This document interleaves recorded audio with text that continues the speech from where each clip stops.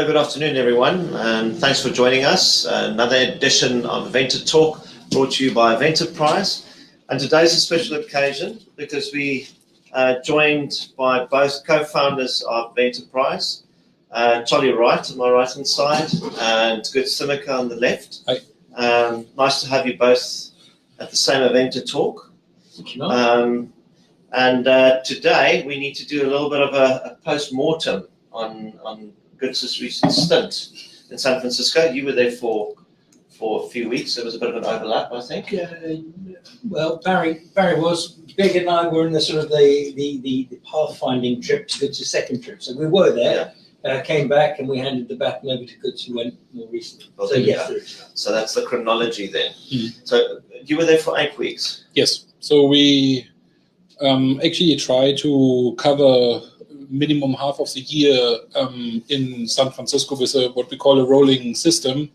So I have done the majority of that one, and I was there with Barry, who is the head of digital, and we then had a lot of very interesting engagements. So on and off, Eventerprise has had a presence in San Francisco now for almost 10 months. Yes. We've been there on and off. Yeah. So we make sure that we're in close proximity. Yeah.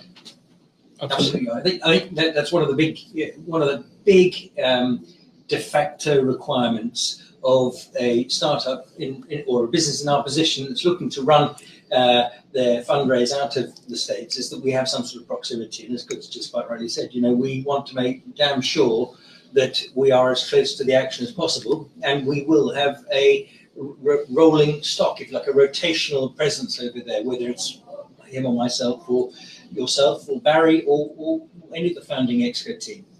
It is absolutely critical to be there. The American market is absolutely fixated, and quite rightly, that they can see, feel, and touch what they're getting involved in. It's all very well having a business that is validated, but they personalities matter. I think that is a comment that you've also made. Good. So yes. Personalities and face-to-face interaction.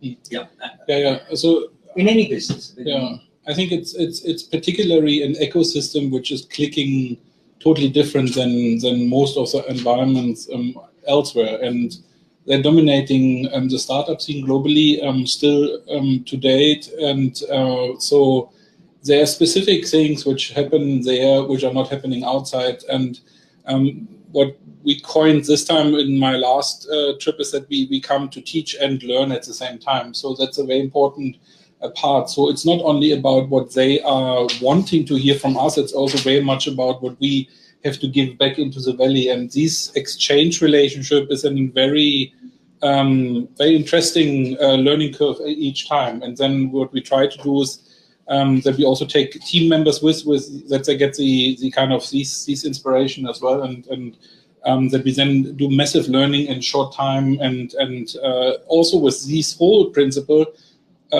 save actually like coming into the game with a different concept. Right, but when we talk about proximity, we all know renting a shoebox in San Francisco is an expensive exercise. So, as a distributed company, we do have experience of, running the show remotely, and it's all about strategizing when you need to be in close proximity without having to unnecessarily fork out for an apartment on whatever avenue in San Francisco. I think for early stage, it's a real challenge at the moment to be there on a permanent base, because you have got, like in most environments where something is booming, a lot of people who are participating, but then the majority who are not. And the ecosystem of San Francisco is so costly that this is exhausting early stage companies in an extreme way, and that makes it then it's a very pressurized environment in which they have to perform and get funding and have to do their core business. Not to underestimate, we are there to do two things mostly, to learn the trade, but also to engage with those who are interested to engage, also with a corporation partner and investors. And both of them happens then in this environment, high density. Unfortunately, it's the most expensive town in the world. Yeah. So that's not helping. I think most people out there would agree with us. Since we've been doing this now over a 10-month period, have you found that the relationships are deepening? But in other words, is it working, this approach that we're following? Yeah. Because I remember the first trip, it was very much, wow, there's a lot to learn, etc. But it's almost like there's now a calm, a sort of we know who we need to speak to, etc. Yeah. So I can say something to that. And then perhaps Charlie also, because I think these experiences is also individual different. So for myself, it's now the third time that I hit the ground there. I each time kind of feel that I mature myself more into this environment, feel better in the way how I engage and give and take, and also learn the ropes. And the first time was very much related towards more learning, and we were in an accelerator situation where we got exposed to the market environment and where we had a lot of interesting interactions, but we were more in the position of learning. The second time was in that regards very much also poking the market towards our unique offering. And now in my last trip, I really went on eye level with a lot of parties and try to really give back also. First time, and felt also really valuable. Could bring value across to the other side, and that was then my personal journey around that. How important is it that the people that you interact with, engage with, that they like you? Is it because, I mean, if I look at it from a purely black and white perspective, it is about what I put on my page, what I put on my paper. You know, this is my idea, this is my proof of concept, and this is the market research I've done, this is the product market fit. But that's one part of it, the abstract part, if you want to call it. How important is it that people like you, that you engage with? I think the likability factor. Yeah, look, it's absolutely crucial. There's only so much you can do electronically and every investor out there who claims to be an investor and if you like, in our particular space, will always say that they get hundreds of applications for great ideas from great founders and what have you, and you know they can't sift through everything, and that's fair enough. You know, you can't just then sit back on your laurels and expect one of those 100 to get through to the right person. But you've got to get up off your flat feet, onto your flat feet, and out there, make yourself, put yourself in their faces. But more importantly, once you've started with one person, that lets you in through the door. More doors open. More doors open, and with a strengthened endorsement and introduction, if you like. So us making that transition from electronic engagement to being in the flesh it's been a massive. And Charlie, is it also sort of a reciprocal soft due diligence? But it's also checking out the other party, you know, and seeing if what they promise to do for your early stage company. Does it match how they present themselves in real life? Really, I really like that question, Mark, and I'll tell you why. Because from word go, when we sort of started, we always knew the type of partnership that we would like to make with a would-be investor down the line. And there's an argument for taking money, and then there's an argument for taking the wrong money at the wrong time. And I think a lot of people with what they call the commodity of cash, there are lots of these people out there, okay? And a lot of them claim to be investors and entrepreneurs. And when they claim to be entrepreneurs, they claim to be entrepreneurs by way of having invested in companies in the past. It doesn't mean that they've got these... Not launching them, not planning them, they've not actually rolled their sleeves up, got themselves dirty. So they have invested in these companies and claim by de facto that they are investors. Now, for us, it's been very important to sort of look into their eyes and actually get an understanding of how much do you speak with forked tongue and how much do you actually speak from experience. Absolutely. And but in other words, that deep understanding that comes with real entrepreneurship means that there is a goodwill, I suppose, behind the backing rather than, forcing. What's the horror stories that I've heard, where some VC, not that all VC companies are bad, but there are some examples of forcing an early stage company to start doing things for short-term gain, which is not necessarily long-term benefit. Yeah, that's absolutely true. So perhaps one thing what has to be said is like the ecosystem is extremely open, and it's really a caring ecosystem, and it's unique in a way of making learning available, making sharing available, which I have not experienced anywhere in the world where I've worked. Saying this, there are obviously still also hard business facts ruling the ecosystem, and this is something which has to be explained for someone who comes from outside in. The people who are living in this, what they call the bubble, don't feel that anymore. But so when you come from outside in, then there is really a steep learning curve which you have to understand. And then a very important part is to differentiate between those which are good for you and which are not so good for you. And we have done our own experience around this. And the good and bad changes depending on where in your evolution you Absolutely. are. So the life cycle of your company plays a huge role. And then also the real. So you were asking about the likability of things. That helps, obviously, and that's a big part of that.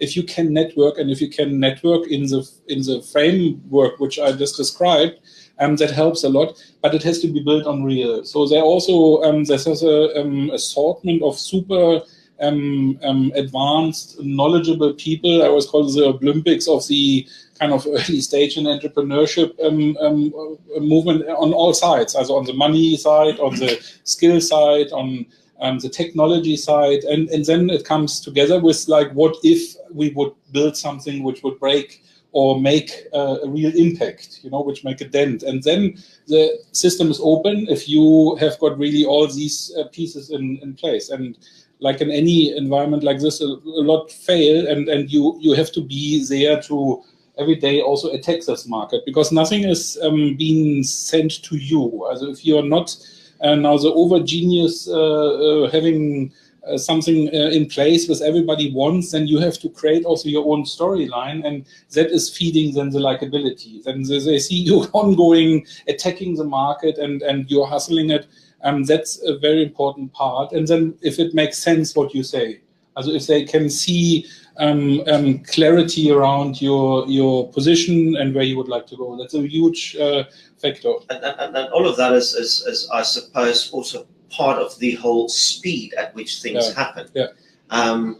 There are jokes about some cities in the world that are a little bit slower than others, but I think in Silicon Valley or in San Francisco, there's a huge emphasis on speed to execution. Yes, it's speed of execution. Yeah, it's a huge factor for moving, and the speed has to do a lot also with execution on the product side, execution on your product market fit, but then also execution on very complex constructions of how to get funded. This is not trivial at all. Also to put this paperwork together to be enabled to be funded is a super it's a crazy job, Would you say that it's an ideal environment for your typical German perfectionist who wants to make sure that all the I's are dotted and the T's are crossed? No, I think, personally, again, when I talk for myself, I think I could balance the advantage of being very concentrated on execution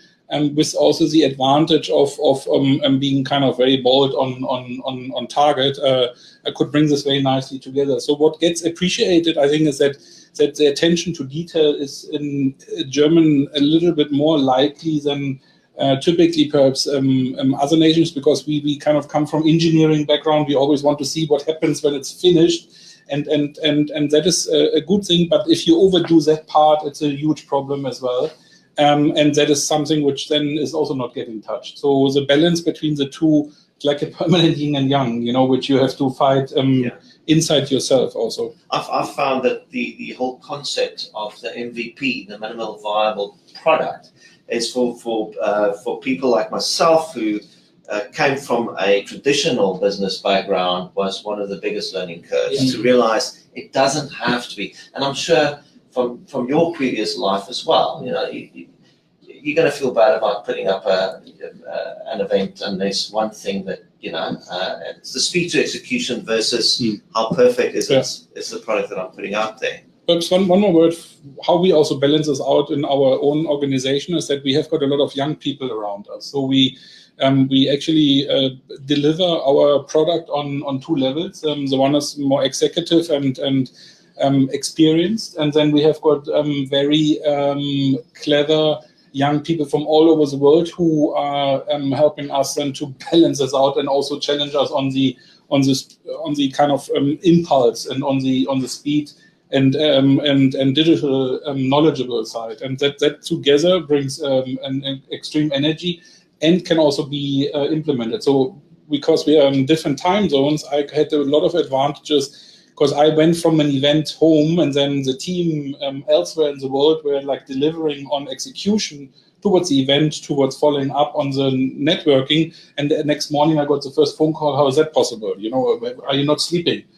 Well, I remember a story that Barry, who was on the first part of your trip, told me that you would get into an elevator, and you'd be actually, the gap is there and you need to do a pitch. Yeah. You need to be ready to have the conversation, and it needs to happen in 30 seconds. Yeah, we had you can't waffle.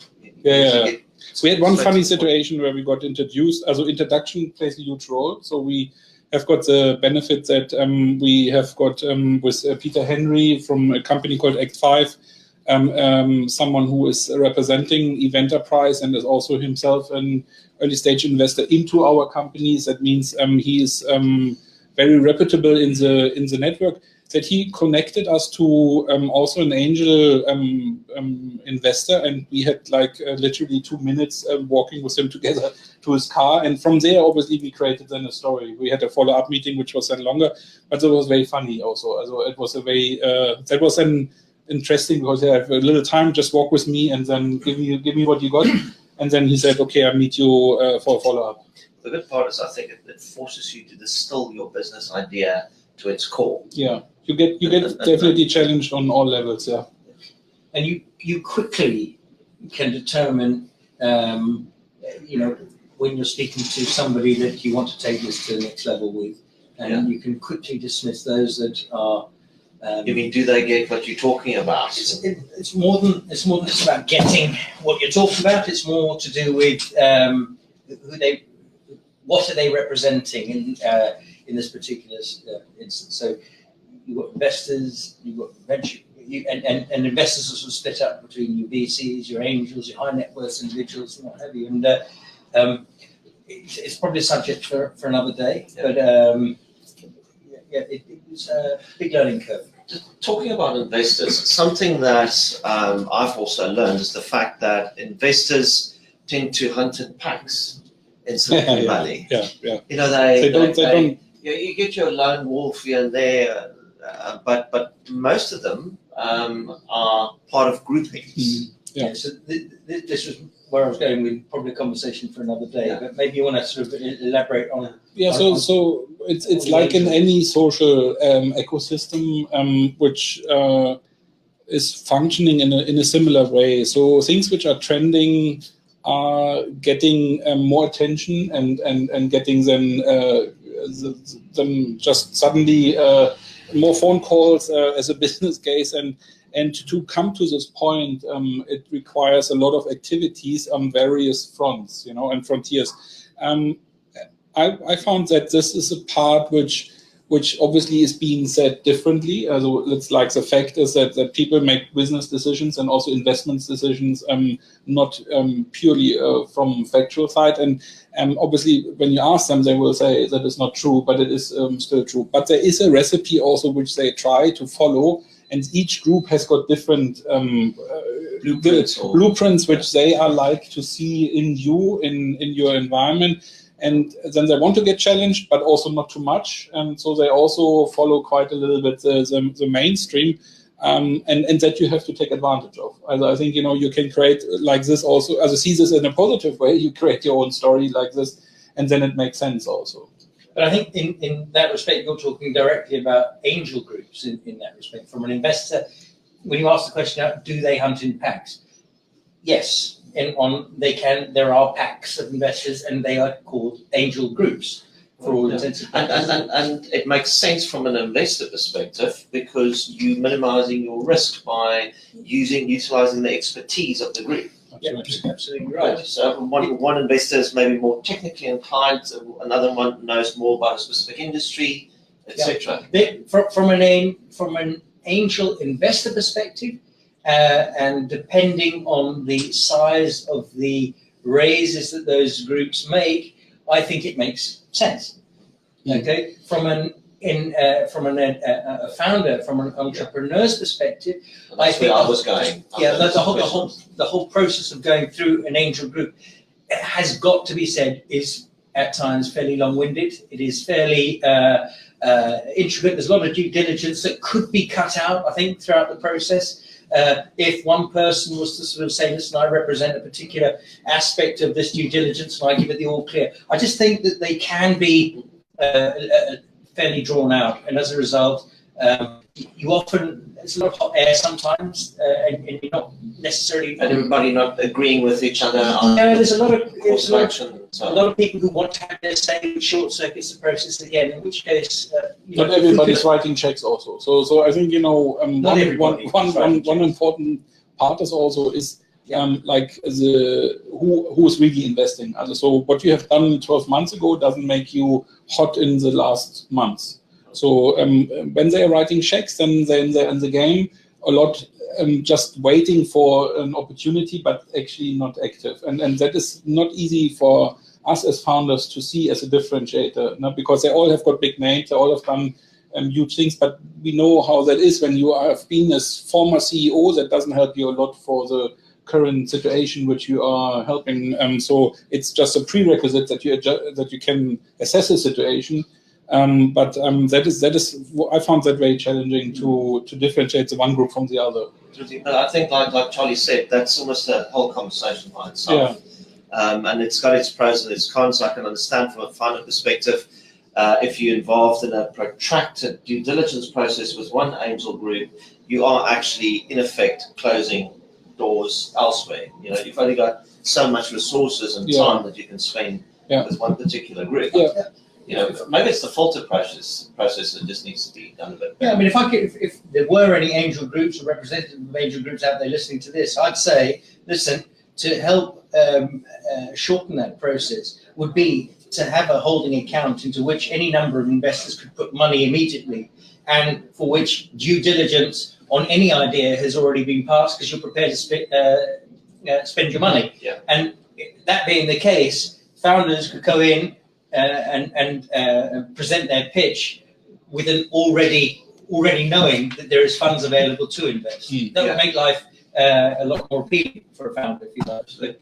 But one also very important thing is when you then see the whole ecosystem, nowhere else in the world is being spent more money than there in this environment. So the total, it's just happening also. Also, I come from Germany, and in Germany, Series A, pre-seed, seed funding is just really not available for most. Also, it's just not happening. It has a lot to do with the mentality of investment. So I think you can just limit it to Germany. I think it's very much a European. So at the moment, the trend is clearly that the US and Asia is pushing. The Silicon Valley by itself, the last figure I saw, it's still responsible for 25% of the world's VC capital. Just one small area, which is fast. I mean, the States by itself is over 40% still. Asia's catching up really fast. There was this week, there was another Financial Times article about the growth in venture capital funding in Asia has overtaken that of the States. So there's definitely new trends. But the one thing I think most people can agree on is that Europe is lagging quite a bit behind. It's also so the appetite for taking a educated risk doesn't seem to be there. Absolutely. If you could liken it to this, I think the appetite in America is something along the lines of, hey, we'll invest in case it becomes successful, whereas in Europe, they will invest once it has been proven to be successful. And as a result, in some senses of the word, you've missed the boat. Absolutely. And in a portfolio, it's not learned to have a particularly portion which is high risk and early stage. So it's just not happening. Much more conservative approach then Yes. to things, and I suppose it's reflected in growth rates overall. And, Yes. I think that's fairly clear. I just want to go back to two things before we run out of time from your time there, because we've discussed this in a previous Inventor talk, and that was diversity and female representation at senior level. Yes. This time around, as you said, you each time you get a deeper understanding of the Silicon Valley ecosystem.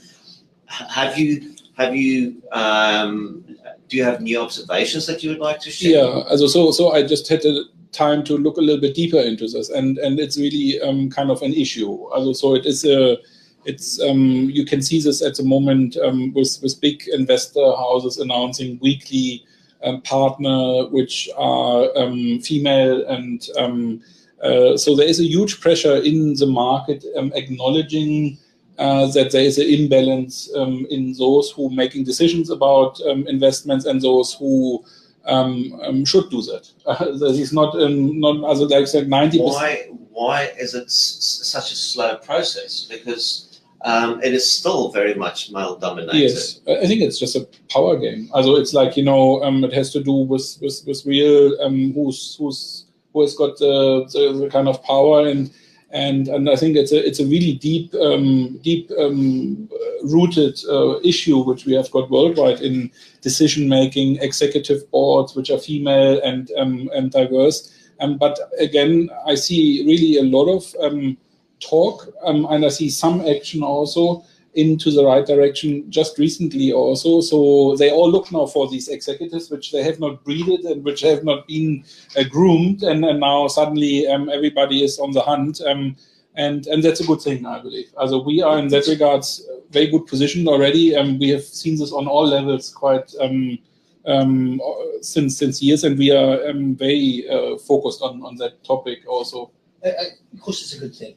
Okay, absolutely, without question. The problem with it at this moment in time is there's a lot of talk about it. There's a lot of writings about it, and it's almost as if it's a sense of guilt. And by writing about it, you're presenting yourself into the public eye as being considerate of that fact. Well, window dressing by any window dressing is a good word. It's good. And we are a multicultural, and this is not about us, but I just want to step in here and just sort of stake a claim at this, because we are diverse, we are multicultural, we are multicolour, we are all of the above, but it's a natural, organic process. Exactly that. We have to tick off a few boxes Correct. and things like that. My point entirely. And would this be a good time to just, for the audience, let them know that our other co-founder, Birgit, is currently engaged with investor relations or sort of stakeholder relations. Yeah, she's at the moment preparing the board meeting, which happens in half an hour. Because I just realised we kind of got the pale male demographic. No, but if you check us out, then that's really on all levels quite well covered, and we also empower female leadership a lot from grassroots level. That's very cool. I mean, I don't think the audience can quite see into the rest of the office here, but we've got about a 50-50 split, if not leaning a little bit more towards female at the moment. And when it comes to our young gun and postgrad interns. And 10 different nations in one room. So that's something you don't see very often. You see a huge presence of Asian kind of people in Silicon Valley, but also some other. It's like really also the herd of global leaders in tech going to this environment. But it is obviously very male-white dominated. You mentioned Asian, and that's another contentious topic in Silicon Valley, because there's been a lot of Silicon Valley has always had a fairly large Asian population, yes. And there has been gripes from the Asian community that fairly easy to reach middle management level, but not many positions reserved for top level management, and that against the backdrop of the massive contribution they've made to many But that's changing really. businesses, That I can say that is changing quite a bit, and the whole pressure from Asia towards the valley is you can feel that. Also it's really It's happening. a definite influence. Yes, absolutely. Also they also try to master these ecosystem in a total different way than any other nation. Also they come in messes. They really fast learners. They are super smart, and they. And it's very encouraging to see how fast that moves, and also we kind of have repositioned our global strategy also towards more towards Asia in that regards, because they're just growing faster than anything else from the market size and also from being innovative. So what for us is so important is like how open an environment is for new, for innovation, for something which will happen definitely, what we know, but how much resistance is in the market, and they are totally open around that. Well, those are all really, really good observations, and I almost want to say that they deserve a follow-up conversation, because each one of them you can dig in for at least another hour or so. I think overall, a lot of these observations, they need to go somewhere eventually. You know, what do you want to do? You know, this is an invitation to a conversation, I would say. So unless you've got some last words to say on any of these, Charlie. No. Any questions? I don't know if you sort of. The invitation is there. If you've got any questions, you're looking at this and you would like to connect with us, find out who we are, how we operate, what our philosophies are, and discuss any of these aspects further, then you're welcome to either just drop a comment in the comment box and we'll get in touch with you. Otherwise, we will leave the link to our investor page down in the comment box, and you're welcome to click through, read a bit more about us, and then connect with us from there. And yeah, absolutely. And if anyone kind of would like to dive deeper into what we learned and how we have learned this, because I think this is a real interesting one also for us, being outside and inside and getting much better way of understanding the ecosystem. That's more than welcome that we share our wisdom, because that is something which I also totally appreciated in this environment. Anything people know, they share, and that is unheard of in any other environment where you shield your knowledge, and here it is that the ecosystem is getting better when everything is getting shared back, and we live this principle very much.